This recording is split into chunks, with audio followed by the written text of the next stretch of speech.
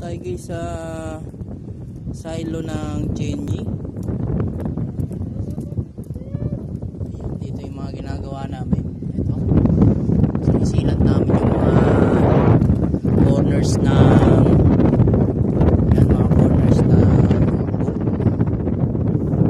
kasama natin si James Granada. Shoutout sa'yo James Granada, ang dakilang pampasabog. Ayan yung mga ginagawa namin, mga bolt. Lalagyan namin ng sealant para masil at di na magkaroon ng tagas.